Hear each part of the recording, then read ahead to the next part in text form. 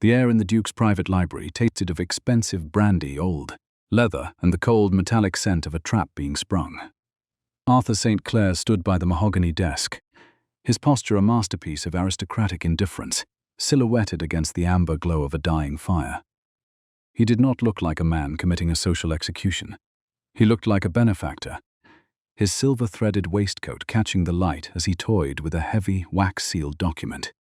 Eleanor Whitmore stood exactly 3 paces from him, her spine as straight as a ledger line, her hands folded over a simple reticule that contained everything she currently owned.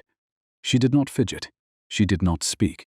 She simply watched the way the firelight danced on the Duke's signet ring, calculating the precise moment the silence would become a weapon he could no longer wield. Arthur finally turned, a faint, predatory smile touching his lips. He held out the parchment, the gilded deed, with a flourish that was meant to be seen as a gesture of profound generosity. He called it a gift of high esteem, a token of his respect for a distant cousin who had served his household with such quiet, invisible efficiency. The words were polished, practiced, and utterly hollow. Everyone in the county knew what Thornbrook was. It was a graveyard of ambition, a secondary seat so neglected that even the crows had abandoned its chimneys. By gifting it to her, the Duke was not providing a home. He was ensuring her exile.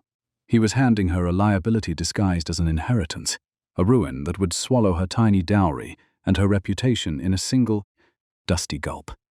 The Duke spoke of the estate's potential, his voice a smooth baritone that glossed over the reality of leaking roofs and fallow fields.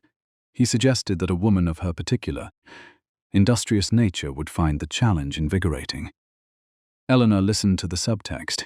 She heard the dismissal of her intellect, the assumption that she would fail, and the relief that she would finally be out of his sight. The gilded deed was not a document of ownership, it was a contract of erasure. To accept it was to accept a slow death in the countryside, far from the eyes of the ton, where her presence would no longer remind him of the debts he had accrued or the promises he had broken.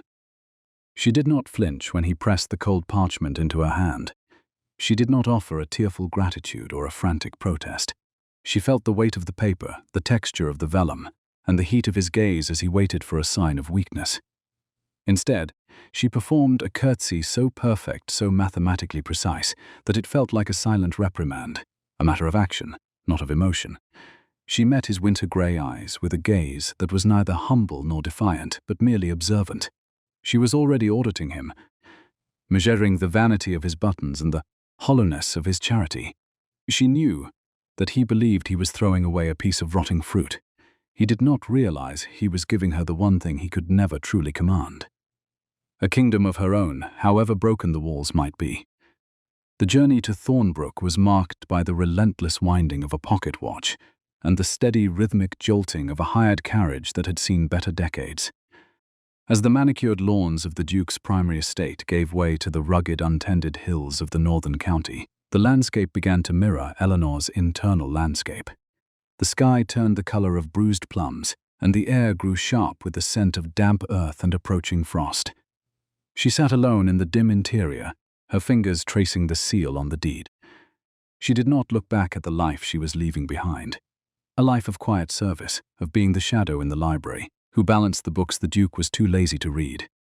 She looked forward, her mind already constructing a list of necessities: timber, lime, seed, and a ledger that had never been touched by a thief. When the carriage finally groaned to a halt before the gates of Thornbrook, the silence that greeted her was absolute. The gates were a skeletal tangle of rusted iron, one hinge having long since surrendered to the weight of gravity and neglect. The drive was a choked artery of weeds and grey gravel, winding upward toward a house that seemed to be bracing itself against the sky. Thornbrook was not a manor. It was a ruin with a history of silence. The stone was grey and weeping with moss, the windows like sightless eyes reflecting the fading light.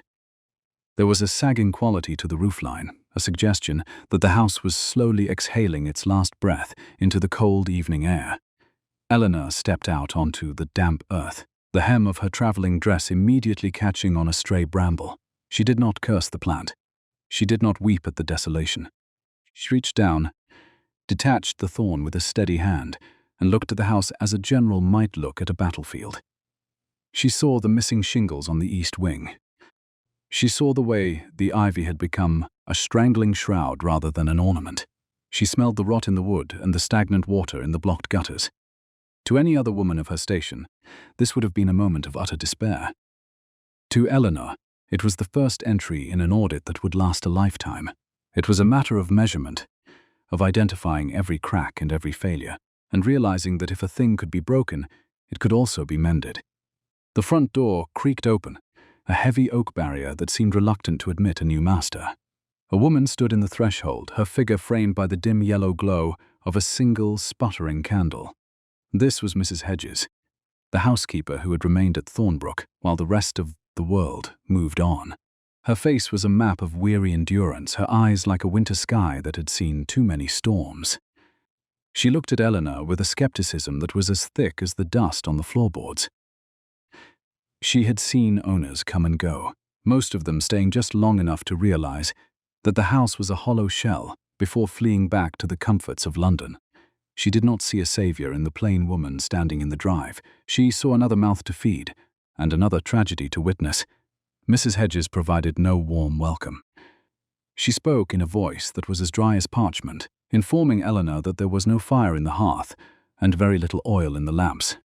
She led the way into a great hall that smelled of wet stone and a century of neglect.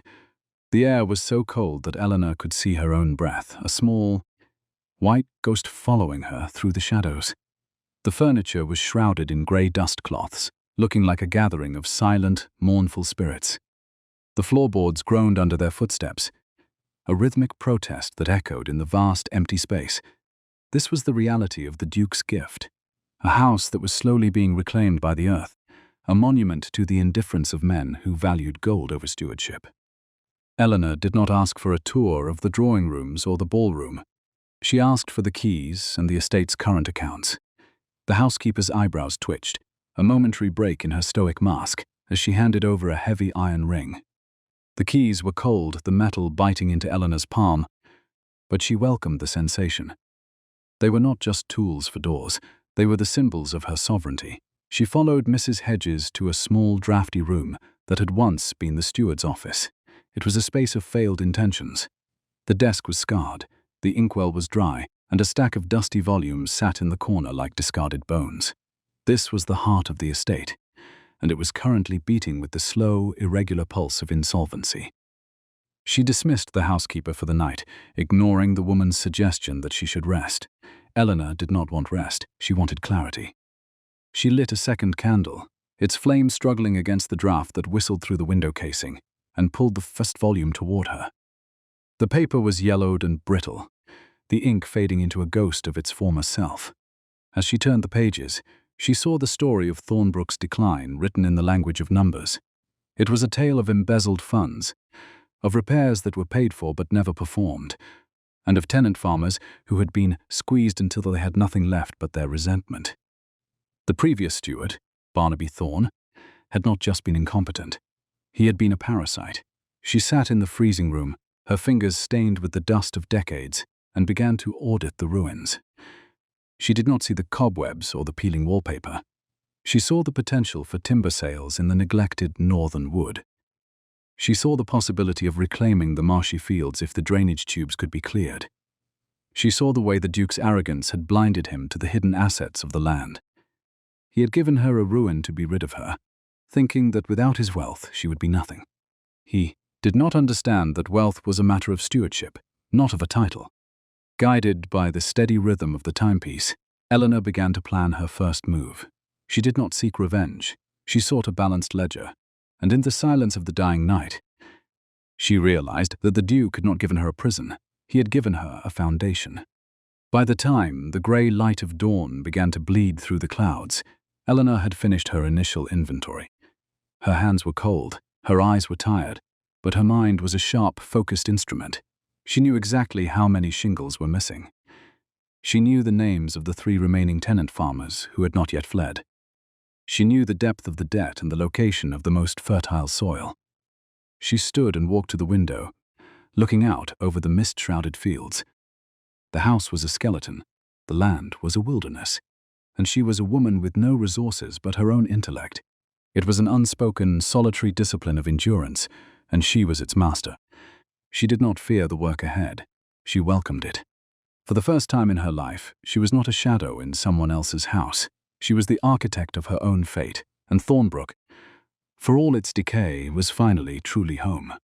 The ink on the final page of the Crimson Ledger was dry, but to Eleanor Whitmore, it felt as though the blood of the estate was still wet upon the paper. As the first grey fingers of dawn pulled the shadows from the corners of the steward's office, the true scale of the devastation began to crystallize with a cold, mathematical certainty. The Crimson Ledger was not merely a book of accounts.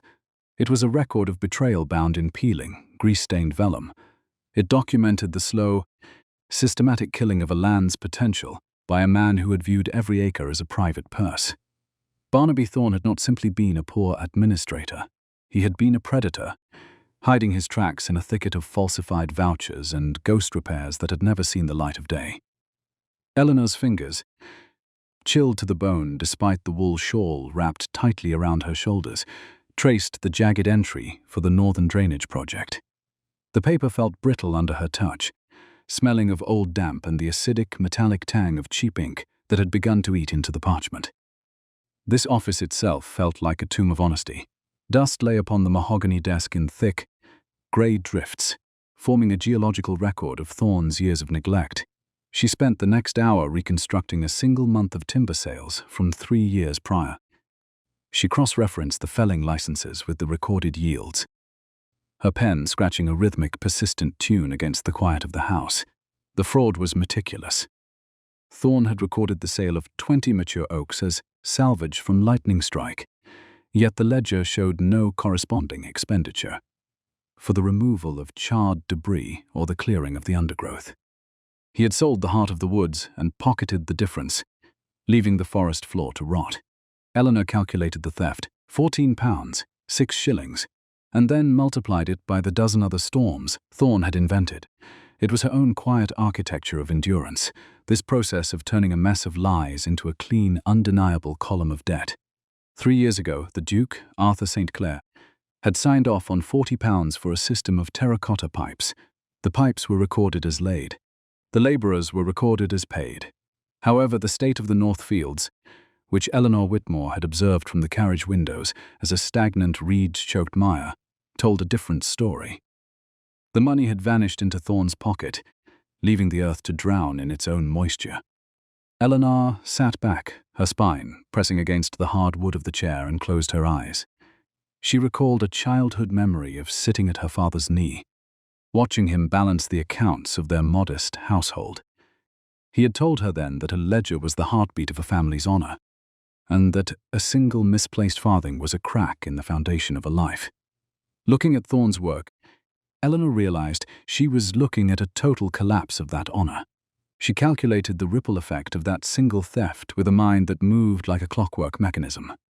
Without drainage, the soil had soured. Without fertile soil, the tenant farmers had defaulted on their rents. Without rents, the estate had spiraled into the insolvency that Arthur St. Clair had so casually discarded into her hands. It was a chain of failure forged in greed, and Eleanor realized that the ruin of Thornbrook was not an accident of nature. It was a deliberate consequence of a master who did not look and a servant who looked too closely for his own gain. She did not allow herself the luxury of indignation. She did not rail against the Duke's spectacular incompetence or the steward's malice. Such emotions were inefficient, and Eleanor Whitmore had no room for waste. Instead, she opened a fresh volume, a small, leather-bound book she had brought from the Duke's primary library, and began to write. Her handwriting was a model of precision, each letter standing like a sentry in the dawn light. She divided the page into 2 columns. That St. Clair recorded assets and the true estate conditions. Beneath the Duke's column, she listed the illusions he believed he had given her. Beneath her own, she listed the reality of the rot. It was a hushed, personal method of endurance. This bookkeeping of the soul, and as she worked, the weight of the task began to shift from a burden to a tactical challenge. She was no longer a victim of a cruel gift. She was a surveyor assessing a fortification before the siege. By the time the house began to stir with the quiet, rhythmic sounds of Mrs. Hedges preparing a meager breakfast, Eleanor had found the lever needed. Barnaby Thorne had been clever, but he had been arrogant. a flaw that frequently accompanies a lack of genuine intellect.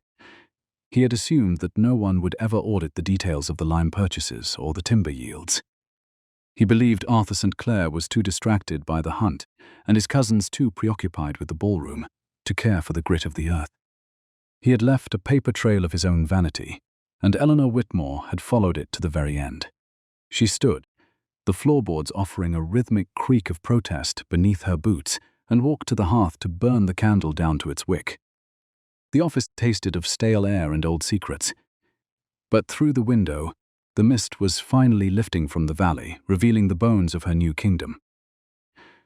The morning air outside the manor was sharp enough to bite through the layers of Eleanor's travel-worn cloak, smelling of wet wool and the heavy, anaerobic scent of the marshes.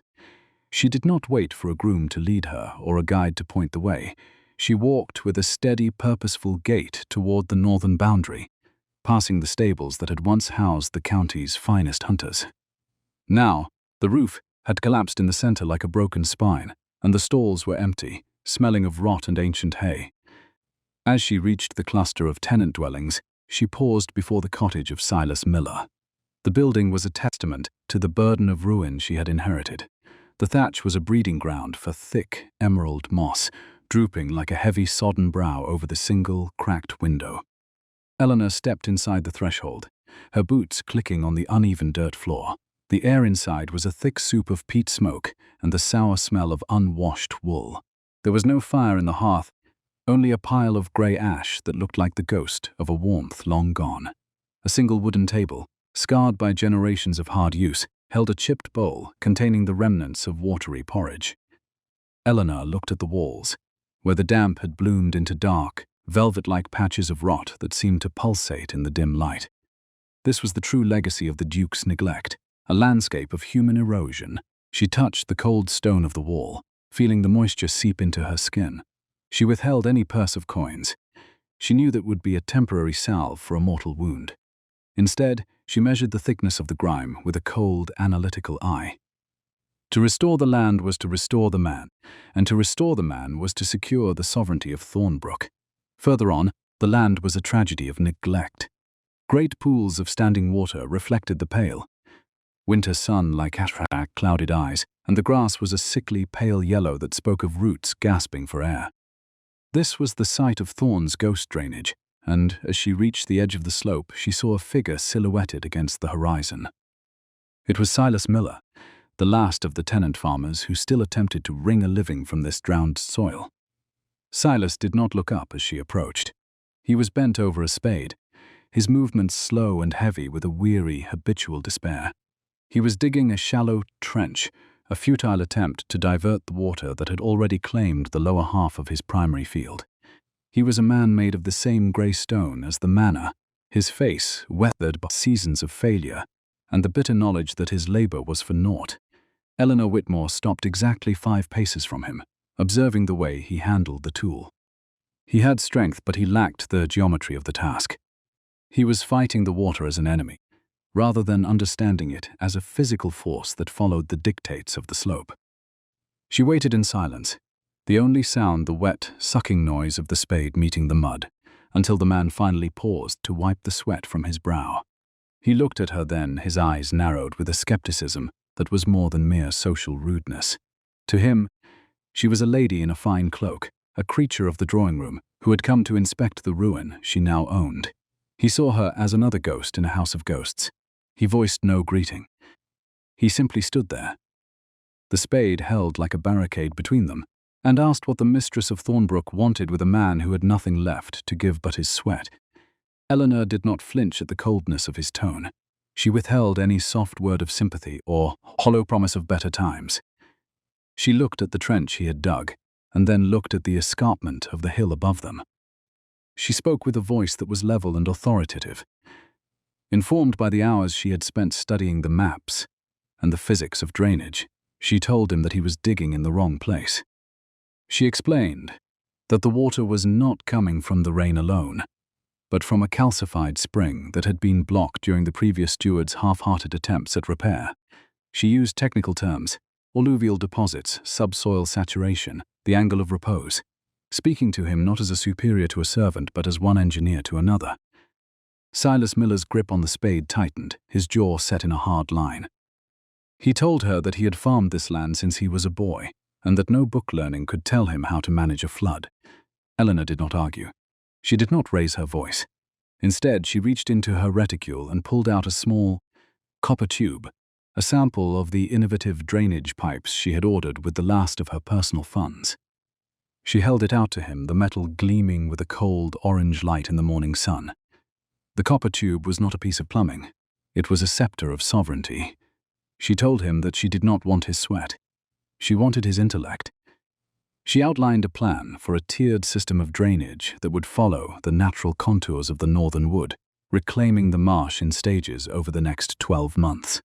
She spoke of crop rotation, turnips to break the soil, clover to feed it, and finally a winter wheat that would fetch a price Thorne had never even dreamed of. The silence that followed was measured by the rhythmic dripping of water from a nearby willow. Silas Miller looked from the copper tube to the woman standing before him, his gaze moving from her polished boots to the steady, unblinking clarity of her eyes. He saw the ink stains on her fingers, the marks of the night-long audit he did not yet know she had performed. He saw that she was not looking at him with pity, but with a calculated expectation of his competence. It was a matter of action, not of emotion. For a long moment, the farmer said nothing, the weight of his skepticism warring with the undeniable logic of her presentation. He was a man who had been betrayed by every master he had ever known. Yet, in the plain, stoic figure of Eleanor Whitmore, he found something he had never encountered in the Duke's library, a plan that actually worked. Finally, Silas set the spade down, the metal clinking against a buried stone. He did not smile. He did not bow. He asked when the first shipment of the copper tubes would arrive. Eleanor told him they would be at the gates by Thursday, provided the roads held. She then informed him that his rent for the next 2 quarters would be suspended, provided he oversaw the installation of the system, according to her diagrams. It was a contract of mutual respect, a partnership born of shared labor and technical necessity. The walk back to the manor was an exercise in sensory mapping. The wind carried the metallic tang of the marsh and the pungent, fermented scent of wet leaf litter. Beneath her boots, the gravel of the drive had been swallowed by weeds, their stems slick and cold against her ankles. She noted the way the light hit the crumbling masonry of the east wing. The stone was honey-colored beneath the lichen, suggesting a grandeur that could be reclaimed if the rot were cut away. Every scent, every texture of the decay was a line item in her mental inventory. She was not merely walking. She was reclaiming the territory through the simple act of observation. The manor loomed ahead, a grey titan in the mist, but it no longer felt like a prison. It was a laboratory of restoration.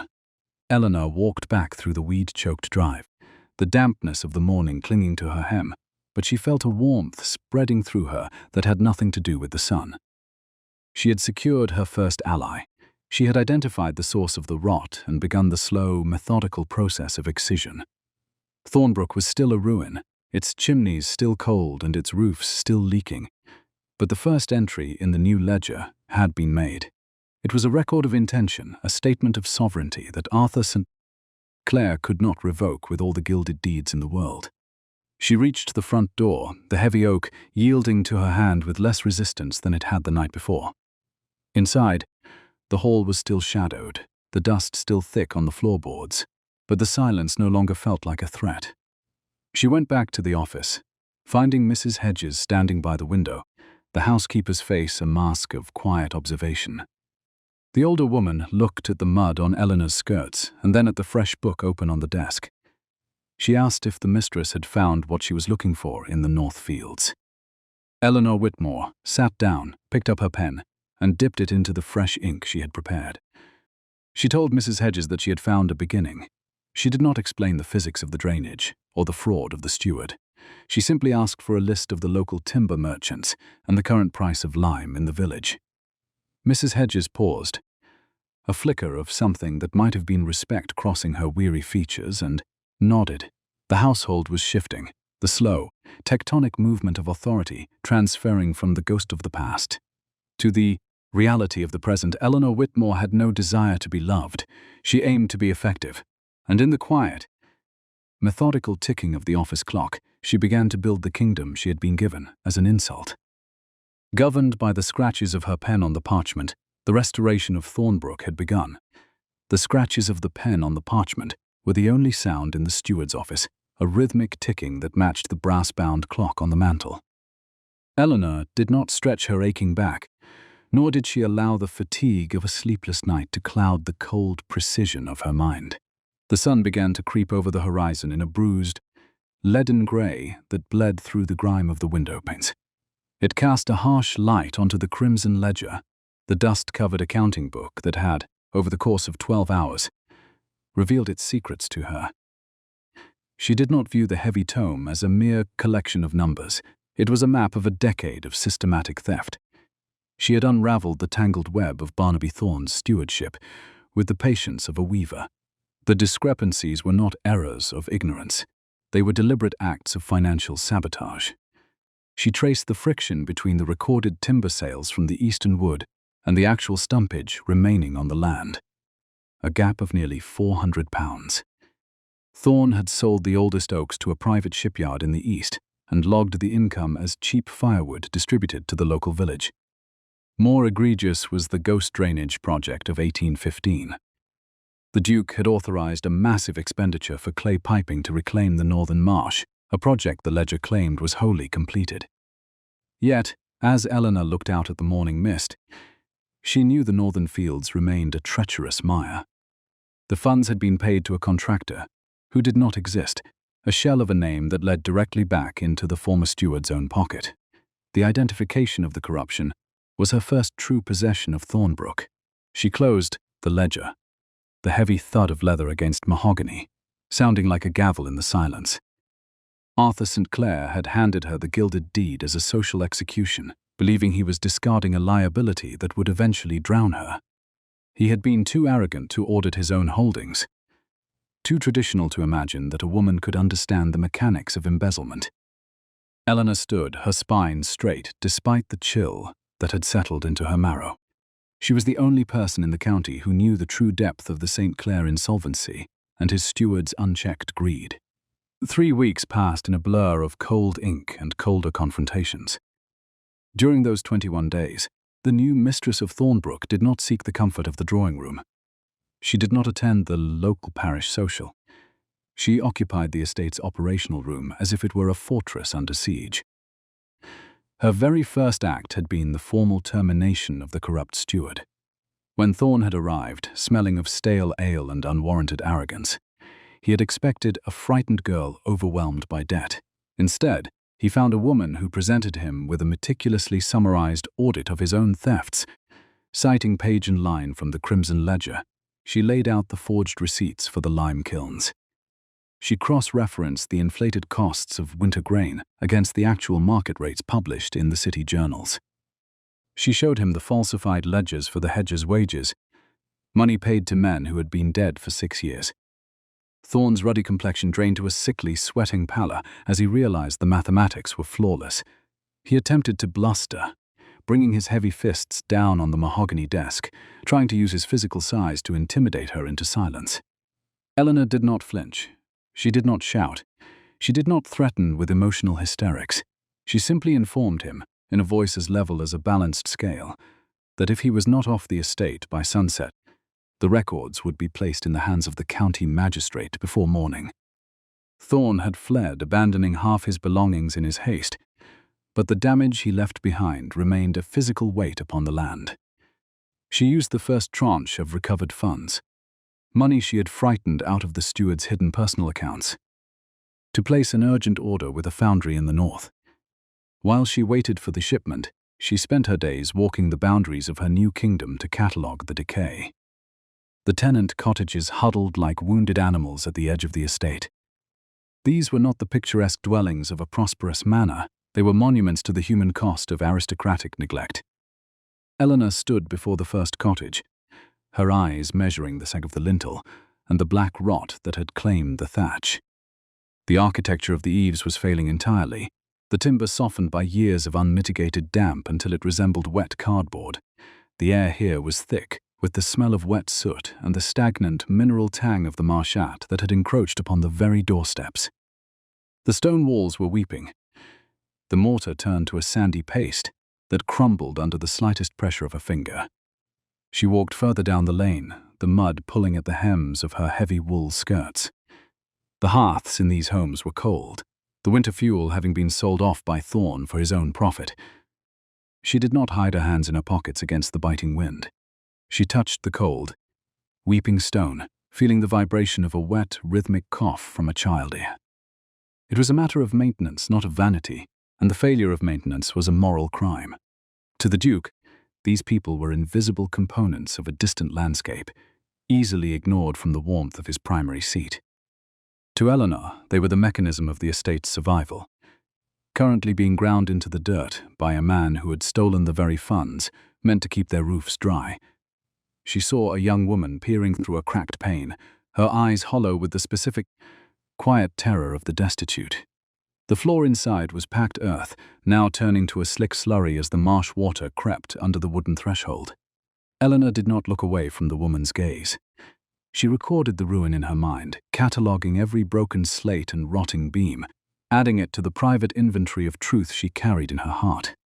On the 22nd day, the wagons arrived, their heavy axles groaning under the weight of her massive investment. The noise drew the attention of the villagers, and even the farmers bordering the neighboring estates paused their plows to watch the unprecedented arrival of industrial iron and brass at Thornbrook. Eleanor found Silas Miller in the northern pasture, a field that was less land and more of a sluggish grey lake. The tenant was standing with a spade in his hand, looking at the water with a grim, fixed intensity that bordered on hatred. The marsh water was stagnant, a sickly tea color that indicated a total lack of aeration, smelling of stifled earth and rotting roots. "The Duke hasn't sent a man to this field in 3 years," Silas said, his voice a low rumble that seemed to come from the earth itself. He did not turn when she approached. He was a man built of iron and disappointment, his clothing patched with coarse wool and his boots caked in the thick, foul-smelling mud. "He thinks the water will simply decide to leave because he has a title. But the water doesn't care about lords, ma'am. It only knows the low ground, and right now, the low ground is all we have left to work with." Eleanor did not flinch at his bluntness. "The water remains because the drainage system Thorn charged to the estate in 1815 was never built," she replied, her voice level and clear. "The funds were diverted, the pipes were never laid. Consequently, you are farming a graveyard because you were betrayed by the man meant to protect your labor." Silas turned then, his eyes narrowing as he took in her straight spine and her ink-stained fingers. "And what does a gentlewoman know of pipes and labor?" In response, Eleanor reached into the deep pocket of her heavy coat. She did not produce a handkerchief or a bottle of lavender water. She produced a segment of the copper drainage tubes. It was a heavy, gleaming piece of engineering, the metal cold and bright against the dull backdrop of the fog. She held it out to him, not as a gift, but as a contract. "This equipment is not a luxury," she said, watching the way the foreman's gaze locked onto the metal. "It is the foundation of your sovereignty. I have purchased 40 of these from a merchant in the city, using the funds I recovered from the steward's recent errors. These tubes are designed with a specific interior diameter to prevent the accumulation of silt. They are made of a copper alloy that will resist the sulfuric acid common in this marshy soil. Unlike cheap clay, they will not crack when the ground shifts during the winter freeze." She pointed toward the rising slope of the hill. "The metal segments will be laid in a tiered system following the natural contours of the ridge. We will use a gravity-fed gradient of 1 inch for every 10 feet of pipe. This will create enough velocity to clear the sediment without eroding the exit channels. We will drain this field by the end of the month, or we will all go hungry together." Silas took the segment, his rough, callout fingers, ease tracing the curve of the metal with a sudden, sharp curiosity. He understood engineering in the way a man understands the weather, by necessity. He looked at the shipment currently being unloaded from the wagons on the horizon, then back at the waterlogged field, then finally at the woman standing before him in the mud. The skepticism in his eyes did not vanish, but it shifted, turning into a bridge of professional respect. "Copper won't rot like the timber the old steward used to buy," Silas muttered, testing the heavy weight in his palm. "And it won't crack like the cheap clay. But who's to lay them? My men are half-starved, and they've lost the habit of working for a master who doesn't know their names." "I am not Arthur St. Clair," Eleanor said, stepping closer until she could smell the damp earth on his coat. "I do not ask for your loyalty to a family crest. I ask for your competence. I know the names of every man in those cottages, and I know exactly how much rent you owe to a man who has been stealing from your children's mouths. I am here to offer an agreement." She did not wait for his permission. She laid out the terms with the precision of a ledger entry. She would suspend the tenant's rent for the next 2 quarters. In exchange, he would act as her foreman, overseeing the installation of the copper piping and the clearing of the silted culverts. He would recruit other workers, and for every day they labored on the reclamation of the northern fields, their own rents would be credited against their debts. "You are offering us the chance to earn the homes we already live in," Silas said, a flicker of a smile touching the corner of his mouth. It was not a smile of warmth, but of recognition. "That's a hard bargain." "It is a fair one," she countered. "The Duke gave me this estate to be rid of me. He believes it is a ruin that will consume my life. He is wrong. This land is a mechanism that has been sabotaged, and we are going to repair it. We will begin with the culverts at the base of the northern ridge. If we do not establish the exit flow first, the pressure in the piping will cause a backflow that will wash out the spring seeds." Silas looked at the brass-colored segment again. Then he looked at the horizon where the sun was finally illuminating the distant wagons. The silence between them was no longer a wall. It was a workspace. He struck the metal against the blade of his spade, the ring of the impact sounding clear and sharp across the foggy pasture. "I'll have the men at the manor gates at dawn," he said. "But if you're like the others, if you're just playing at being a farmer before you run back to the city, don't expect us to catch you when you fall." "I am never going back," Eleanor said. She turned and began the walk back to the manor, her boots heavy with the soil of her new kingdom. She did not look back to see if he was watching her. She did not need to. She had made the first entry in the Whitmore verified reality ledger that did not involve debt. She had gained an ally through the demonstration of technical superiority and the application of economic logic. As she re-entered the great hall, the smell of damp stone was still pervasive, but it no longer felt like the smell of a tomb. It felt like the smell of a project. She found Mrs. Hedges waiting, with a bowl of thin gruel and a look of deep trepidation. The housekeeper had seen the meeting in the field and knew the reputation of the tenant farmer. "They say Silas is a dangerous man to cross, madam," Mrs. Hedges whispered, her hands shaking as she set the bowl down on the scarred table. "He is a man who values his labor, Mrs. Hedges," Eleanor replied, her voice steady. "Such men are only dangerous to those who seek to waste their lives. We have much to do. The remaining shipments of the metal tubes will arrive by wagon tomorrow. I require the Crimson Ledger to be brought to the library immediately. I am going to draft a formal notice of audit for the Duke's solicitors to explain the recovery of the misappropriated funds." She sat at the desk, the cold of the room no longer bothering her. She did not pursue warmth from the hearth. She craved the heat of the work. The restoration of Thornbrook was no longer a dream or a desperate hope. It was a matter of drainage, of contracts, and of the unyielding application of her mind to the stone and soil of her inheritance. She dipped her pen in the ink, her fingers steady.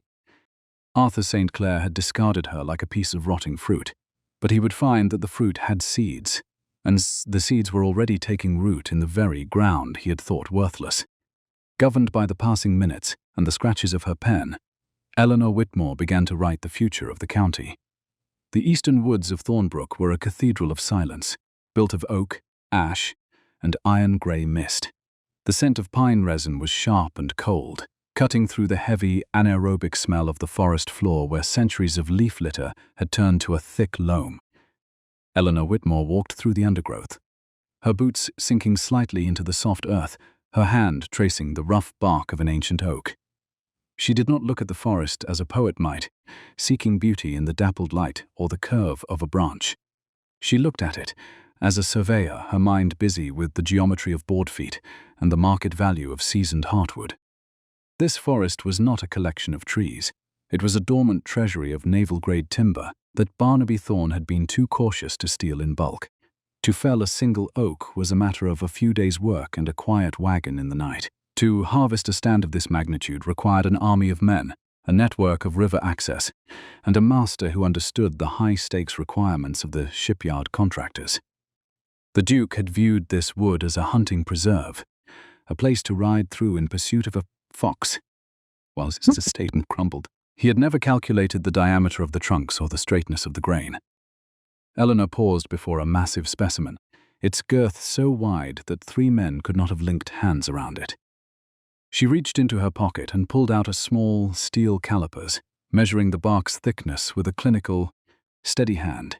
She heard the snap of a dry twig behind her, a sound that resonated in the hollow silence. Eleanor Whitmore did not start. She did not turn with a gasp of feminine alarm. She closed her calipers, placed them back into her pocket, and stood exactly where she was, her spine as straight as a plumb line. She counted the seconds of the approaching footsteps, measuring the weight and rhythm of the gait. It was a man's step, heavy but practiced, the step of someone who understood the architecture of the land.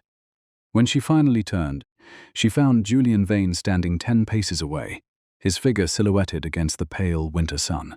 Julian was a man of quiet observations and grey, weather-beaten eyes that seemed to record everything and judge very little. He was a veteran of the wars, a man whose respect for engineering was born from the necessity of the battlefield. He presented no formal bow or polished greeting. He stood with his hands behind his back, looking not at the mistress of Thornbrook, but at the oak she had been measuring. He spoke in a voice that was low and resonant, carrying the weight of a man who spent more time in the open air than in the ballroom. He observed that the stand was perhaps the finest remaining in the northern county, and that it was a miracle the previous steward had not sold it for mere bark price. Eleanor did not offer a smile of social acknowledgement. She looked at Julian Vane with the same analytical clarity she applied to her ledgers. She told him that Barnaby Thorne had been a thief, but he had lacked the imagination for a crime of this scale. To move these trees required a coordinated effort that the Duke's lack of oversight had inadvertently prevented. She then outlined the technical reality of the stand, the density of the growth, and the strategic proximity to the river, leading to the coastal shipyards. She spoke of the demand for durable timber to rebuild the merchant fleet. Julian moved closer, his gaze shifting from the trees to the woman who stood among them. He did not see a plain cousin in exile.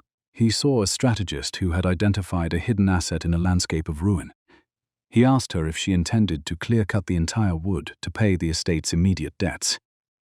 Eleanor Whitmore met his eyes, her expression as unyielding as the stone of the manor. She had no intention of finding a quick infusion of gold that would leave the land scarred. She explained her plan for a selective harvest, thinning the stand to allow the younger trees to thrive while securing a premium price for the mature oaks. It was a matter of stewardship, not of liquidation. The negotiation that followed was conducted in the language of logistics. Julian Vane, who held connections within the naval procurement offices, did not offer his help as a gesture of gallantry. He offered it as a professional courtesy to a mind he found compatible. They discussed the cost of haulage, the seasoning requirements, and the timing of the spring thaw that would allow the logs to be floated downriver. Eleanor did not ask for his pity or his protection. She asked for his verification of the current naval contracts. Julian watched her as she spoke, his silence a form of respect that was far more valuable than the Duke's hollow compliments. She realized then that Julian Vane was not merely a neighbor or an observer. He was a witness to the solitary mechanics of her endurance. To be seen by him was not to be judged for her station, but to be recognized for her competence. It was a silent intellectual bond, forged in the cold air of a neglected forest. When they finally parted, there was no promise of a future meeting. There was only the finalized calculation of a contract that would stabilize the estate's finances for the next 3 years.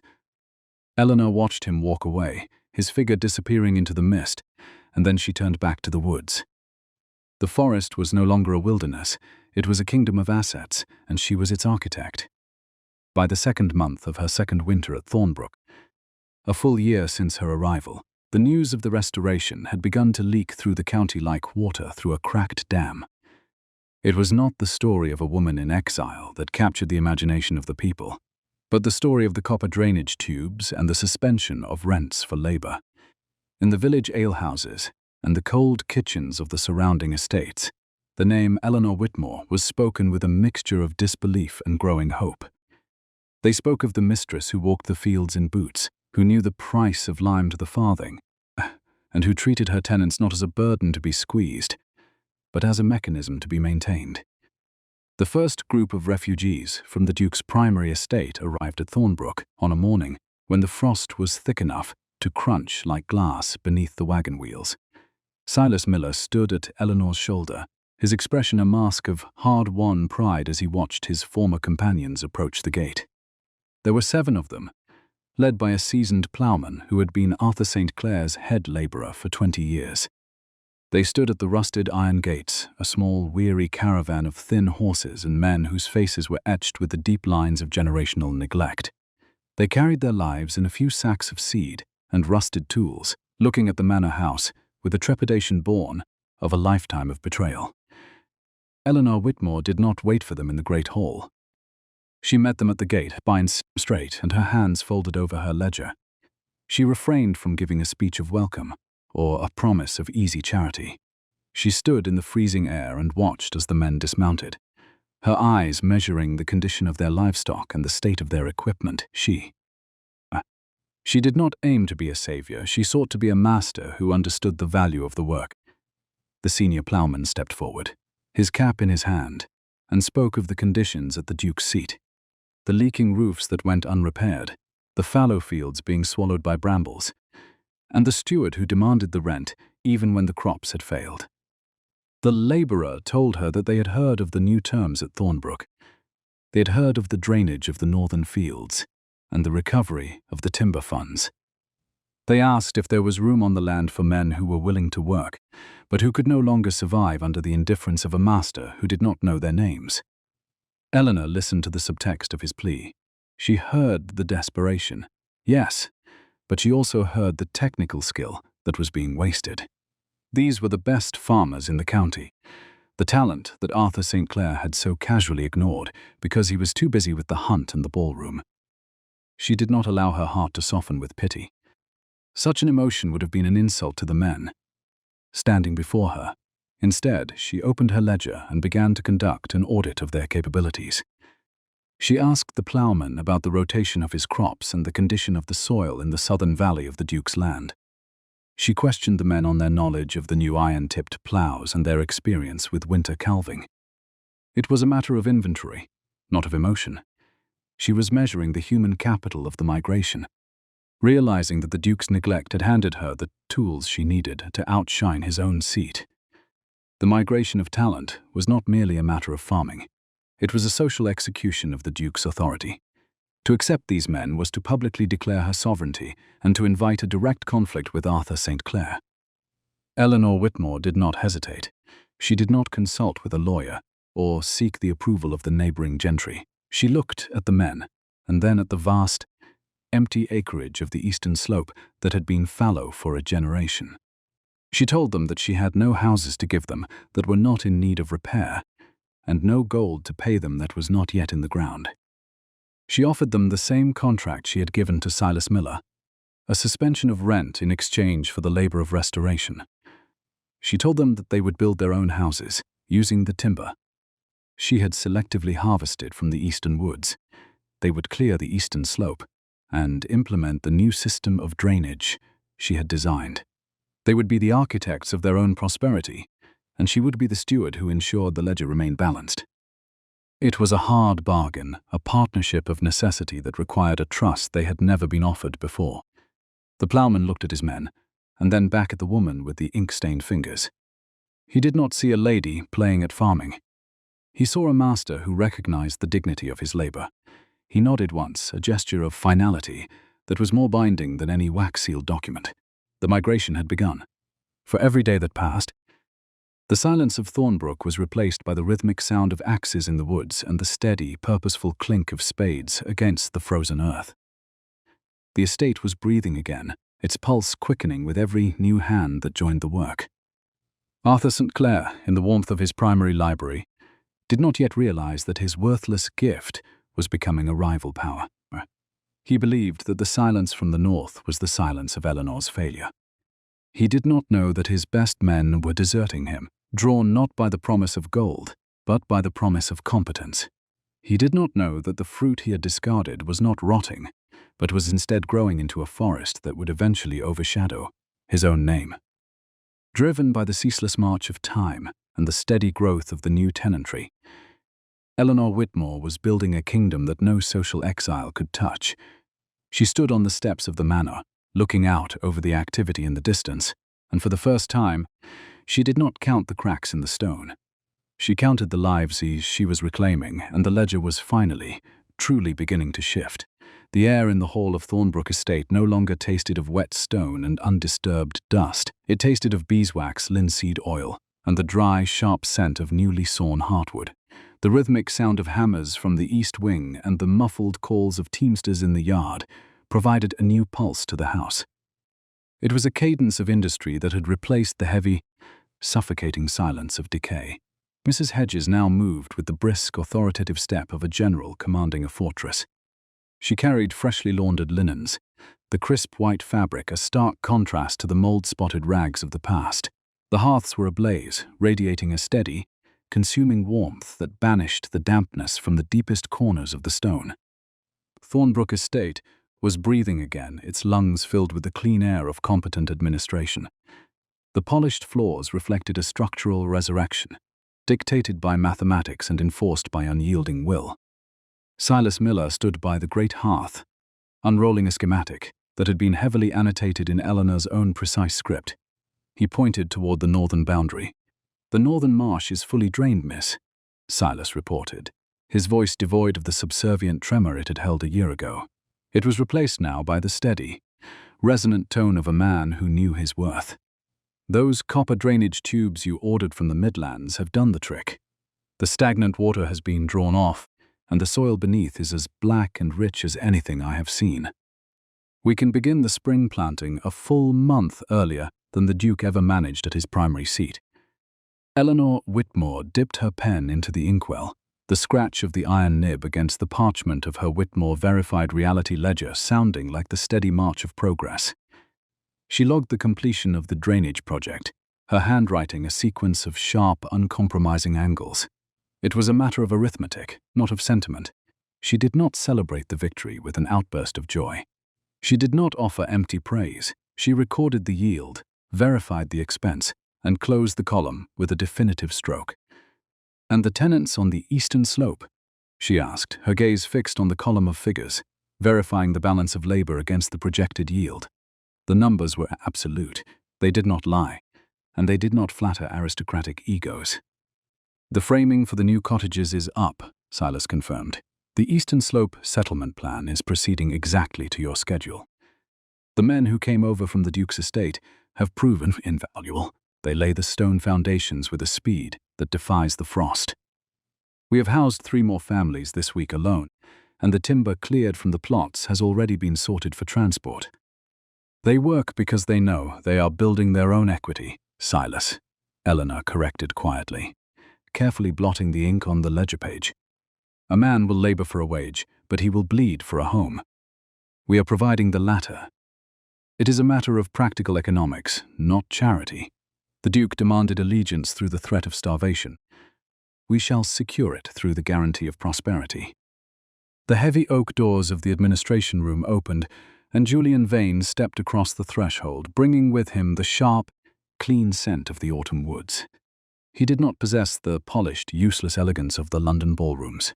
His presence was grounded, heavy with the quiet authority of a veteran who understood the true cost of land and lives.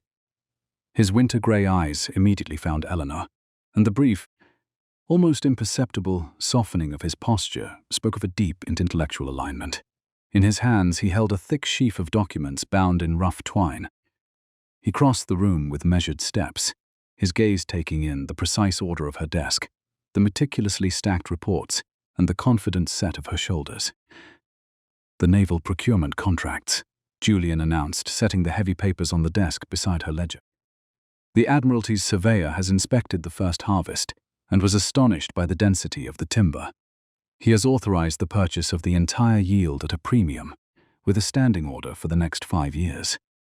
The crown requires oak that has weathered storms without breaking, Julian added, his voice carrying a quiet weight. They found it here. Eleanor looked up, her expression remaining perfectly composed, though a subtle shift in the rigidity of her shoulders betrayed her deep satisfaction. She reached out, her ink-stained fingers resting against the rough parchment of the military contracts.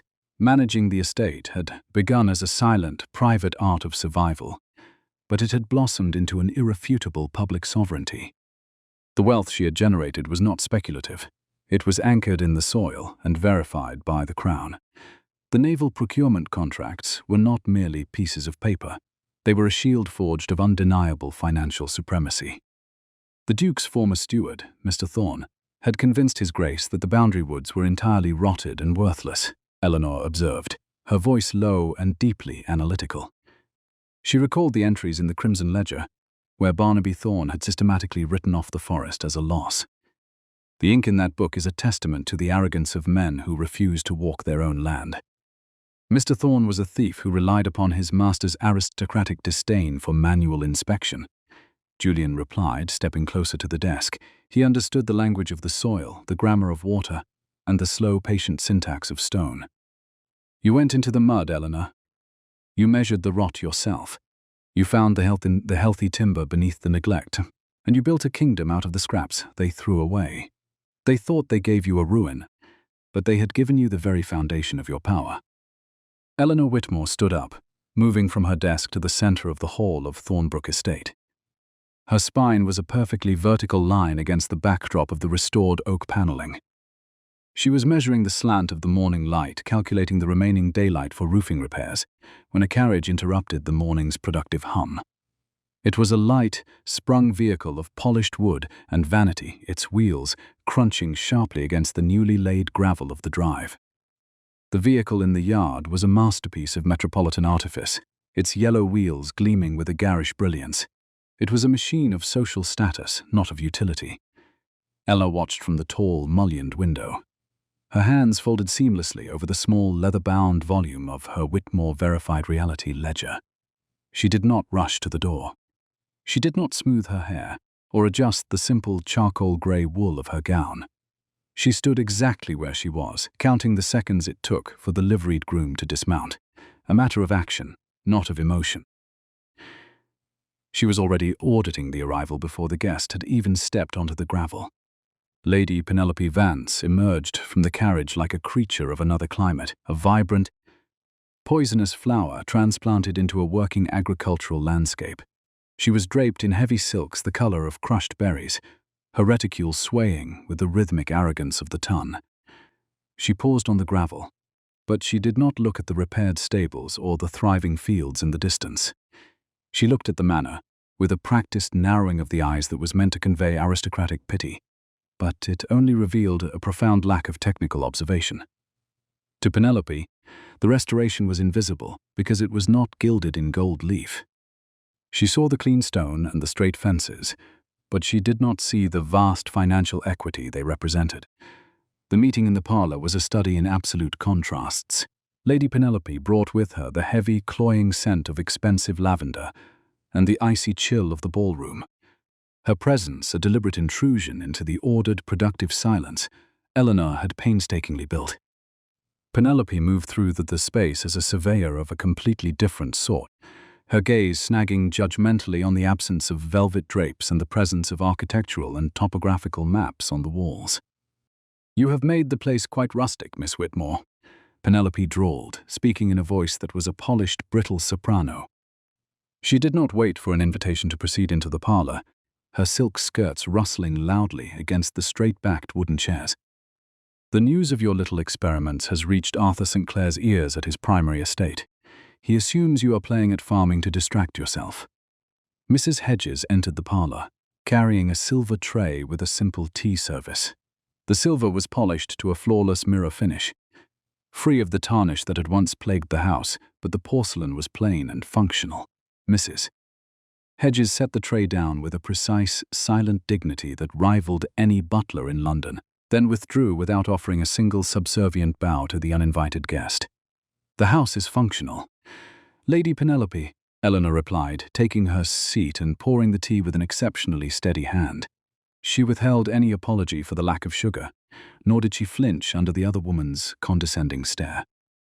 A house must stand firmly on its foundations before it can concern itself with being decorated. I deal in the preservation of masonry and the yield of the harvest, not in the aesthetics of the drawing room. My ledgers require accuracy, not velvet. Penelope's laughter was a sharp sound against the steady ticking of the grandfather clock. The Duke, she suggested, was highly displeased with his best men deserting his primary seat. It is entirely improper for a woman of your station to be negotiating naval procurement contracts and dealing in raw timber. Penelope sneered, refusing the tea. Arthur feels you have humiliated the family name by turning a noble seat into a common merchant's yard. Then, Penelope reached into her silken reticule and produced a thick parchment envelope, sealed with the heavy crimson wax of the St. Clair's signet. She placed it on the table between them, letting the heavy thud of the wax underscore the threat. It was the delivery of a social execution, deliberately masked as a legal necessity. The wax bore the crest of a man who believed power was an inherited right, rather than an earned responsibility.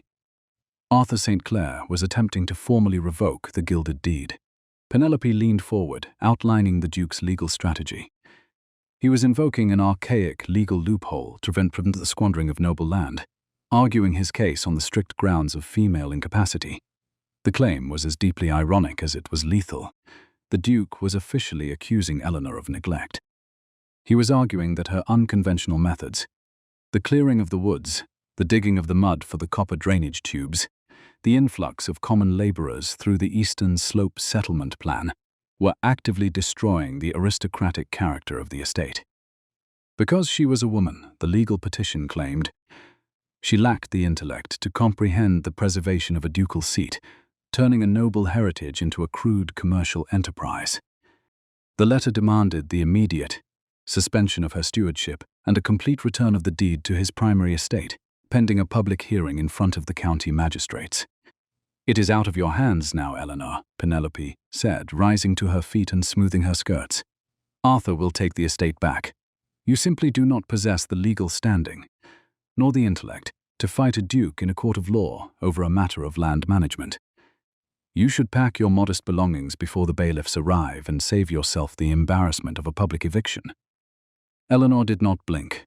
She did not raise her voice. She did not display a single ounce of the hysteria Penelope had so clearly hoped to provoke. She merely looked at the heavy crimson seal on the table, her mind already calculating the velocity of the coming conflict. "I will await the magistrate's summons, Lady Penelope," Eleanor said quietly. "You may inform His Grace that I have received his correspondence." Penelope sniffed in disappointment at the lack of tears, turned on her heel and swept out of the parlor. Eleanor, see it. Quaint Focutus anchored in the quiet room until the crunch of the carriage wheels faded entirely from the drive. She did not allow the trembling of anger to compromise the steady rhythm of her breathing. It was merely another variable to be accounted for in the grand ledger of her survival. When the silence of the estate was restored, Julian Vane stepped out from the shadows of the adjacent library, where he had heard every word. He looked at the sealed document, his jaw clenched in quiet anger. "He intends to steal it all back," Julian said, his voice a low rumble of thunder in the quiet room. "He bankrupts his own lands, watches you turn a ruin into a fortune, and now he uses the law to take the profit he could not earn. It is a coward's strategy." The letter on the table was not a piece of correspondence. It was a fatal miscalculation on the part of the Duke. Eleanor reached out and broke the crimson seal, her fingers perfectly steady. She read the archaic legal phrasing, the accusations of incompetence, the demands for immediate surrender. Then she looked up at Julian, her dark eyes clear and fiercely intelligent. She saw not a threat, but an opening. "He accuses me of insolvency and neglect," Eleanor stated, her voice chillingly calm.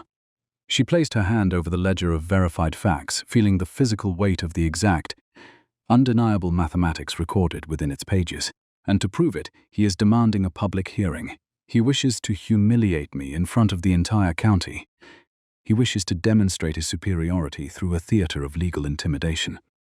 Julian watched her, recognizing the tactical shift in her posture. A lesser woman would have been terrified, broken by the sheer weight of a ducal mandate. Eleanor was simply doing the math. "What will you do?" he asked, his tone laced with absolute trust in her intellect. Eleanor stood, walking over to the heavy iron safe built into the wall of the parlor. She turned the dial, the mechanical clicks echoing loudly in the stillness, and pulled open the heavy door. From the dark interior, she retrieved the dust-covered crimson ledger, the book of lies that Barnaby Thorne had maintained on the Duke's behalf for a decade.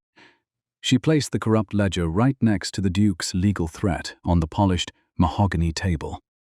The two documents represented the entirety of the Duke's foolishness, his past ignorance and his present arrogance.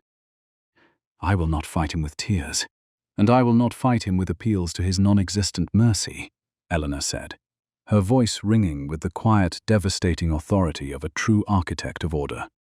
"He has asked for an audit of competence in a public forum. I am going to give him exactly what he asked for. I am going to open his books to the magistrates, and I will let the ledgers destroy him." The morning of the harvest exhibition at Thornbrook Estate tasted of crisp, oxygenated air and the deep, resinous scent of seasoned oak. It was a sensory architecture of success, built not from the hollow gold of a dowry, but from the black, fertile loam of the reclaimed northern marshes. Eleanor Whitmore stood on the upper terrace, her spine a perfectly vertical line against the backdrop of the stone balustrade. She did not wear the vibrant, distracting silks of a woman seeking attention. She wore a gown of charcoal bombazine, as functional and uncompromising as the ledgers she lived by. Below her, the drive that had once been a choked artery of weeds was now a broad, meticulously gravelled path, its grey stones clicking rhythmically under the wheels of the county's finest carriages.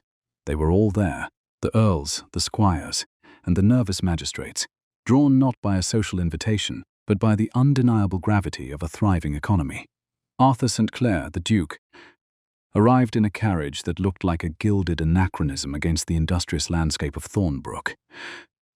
The vehicle was a masterpiece of metropolitan vanity, its springs groaning under the weight of a man who believed land was merely a backdrop for his ego. As he stepped onto the gravel, the Duke did not see a ruin. He did not see the leaking roofs or the skeletal staff he had so casually discarded 18 months prior. He saw the eastern slope houses, their timber frames straight and sturdy, smoke rising from every chimney in a steady domestic pulse. He saw the northern fields, once a stagnant graveyard of moss, now a vast expanse of emerald wheat that swayed in the breeze like a physical manifestation of liquidity. The Duke's posture, usually a study in aristocratic indifference, stiffened. He touched the stone of the manor house, his gloved fingers finding not the weeping moss of neglect, but the dry, warm grit of restored masonry.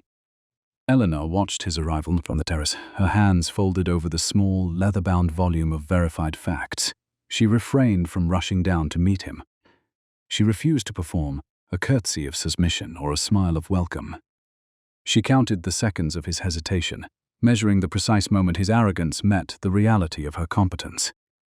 Lady Penelope Vance emerged from the carriage behind him, her berry-coloured silks looking garish and fragile, in the presence of the robust working beauty of the estate. Penelope looked at the thriving orchards and the straight lines of the copper-capped fences, her face a mask of pinched, bewildered resentment. To Penelope, Thornbrook was supposed to be a tomb. She could not comprehend a world where a woman turned a liability into a kingdom through the simple application of logic. The exhibition was a tactical display of sovereignty. Eleanor had arranged the Great Hall not for dancing, but for the demonstration of asset growth. On the long mahogany tables, there were no vases of dying roses. Instead, there were samples of the naval-grade timber, their grain density verified by Julian Vane's procurement seals. Beside them lay the sheaves of winter wheat, heavier and more resilient than any produced at the Duke's primary seat. The guests moved through the hall in a quiet, respectful awe, their conversations a rhythmic hum of agricultural and financial inquiry. They were observing the architect's work, realizing that the plain woman in the charcoal gown had managed to stabilize an entire county's economy, while the Duke had been chasing foxes and debts. When Arthur St. Clair finally approached Eleanor, the smell of expensive brandy and stale vanity followed him like a shadow. He looked at her ink-stained fingers, then at the naval procurement contracts displayed with the cold authority of a military victory. He spoke in a voice that attempted to reclaim the baritone of a master, suggesting that perhaps he had underestimated the potential of the gift he had given her. He hinted at a reconciliation, a return to the fold, suggesting that such a profitable estate required the protection of a male title to ensure its long-term stability in the eyes of the law. He spoke of family legacy, his words as hollow and polished as the silver buttons on his waistcoat. Eleanor Whitmore did not flinch. She did not seek the validation of his sudden greedy approval. She did not cry at the memory of his betrayal. As she stood exactly 3 paces from him, her gaze meeting his winter-grey eyes with the clarity of a balanced account. She told him, in a voice that carried to the very edges of the hall, that Thornbrook was no longer a matter of family legacy, but a matter of stewardship. She informed him that the protection he offered had been the very thing that had nearly strangled the land to death.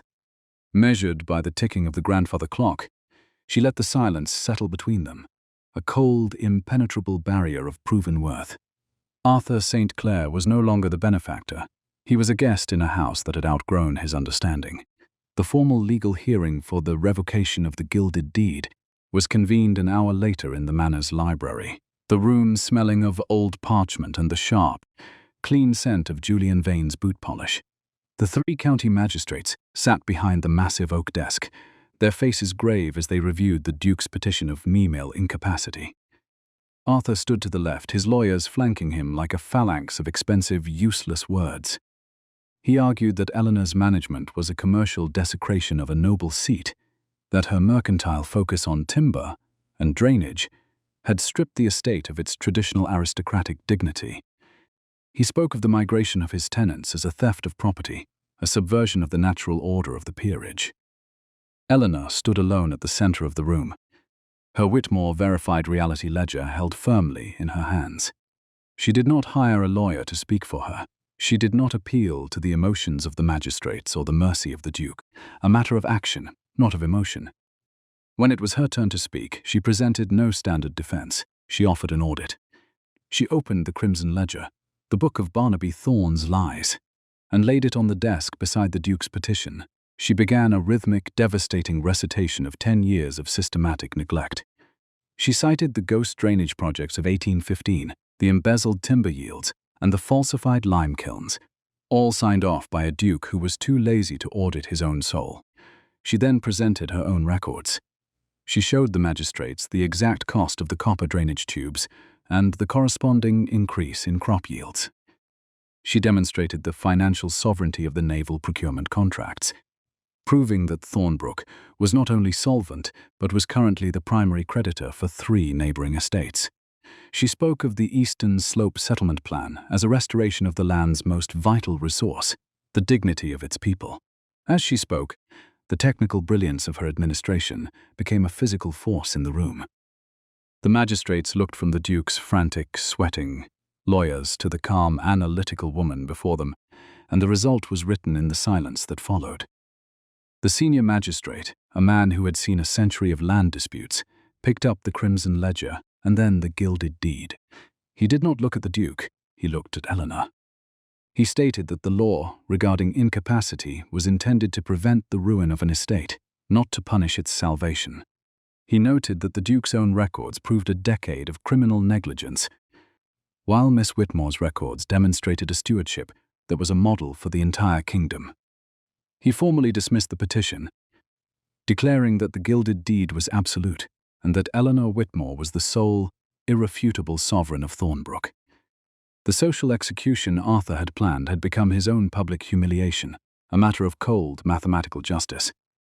Arthur St. Clair fled the house before the sun had fully set, his carriage wheels kicking up the dust of a kingdom he no longer owned. Lady Penelope did not look back, her berry-colored silks now wrinkled and out of place in a world that valued substance over sheen. The departure was not a tragedy. It was the removal of a parasite. As the sound of the Duke's carriage fading into the distance, the hall of Thornbrook settled into an ordered, productive silence. The county elite remained. Their conversation has now centered on how they might learn from Eleanor's methods, thus their respect for her mind finally outweighing their adherence to her station. Julian Vane remained by the hearth, his grey eyes watching Eleanor as she made the final entry in her ledger for the day. He extended no word of praise for her victory. He knew she did not need it. He moved closer, his presence a steady, grounded warmth in the cooling evening. He observed that the ledger was finally in perfect balance, his voice carrying a note of deep, intellectual reverence. Eleanor looked up from the book, her fingers stained with the ink of a battle she had won with numbers and stone. She saw in Julian's gaze not the desire to own her, but the desire to stand beside her. It was a partnership of equals, a slow-burn romance built on the shared syntax of stewardship and the mutual recognition of skill. She walked to the window, looking out over the thriving fields and the sturdy houses of the eastern slope. The estate was no longer a ruin. It was a testament to her unyielding will to endure. The Duke had given her the old estate to be rid of her, believing that without his wealth she would be nothing. He had given her a liability, but she had transformed it into the most desired kingdom in the county. She reached out and touched the stone of the window casing, her hand steady and sure. She did not seek the life she had left behind. She had built a world where she was finally truly seen for the architect she had always been. The final entry in the Whitmore verified reality ledger was not a number but a statement of location. She wrote the word home in the center of the page, her handwriting bold and final. The ledger was closed, the audit was complete, and the balance of power had shifted forever. Eleanor Whitmore stood in the center of her kingdom, the passing of the hours no longer a metric of her exile, but a measure of her enduring peace. She did not look at the Duke's discarded gift as a tragedy. She looked at it as the key to her sovereignty, and as the moon rose over the emerald wheat of Thornbrook, the silence was finally, perfectly her own.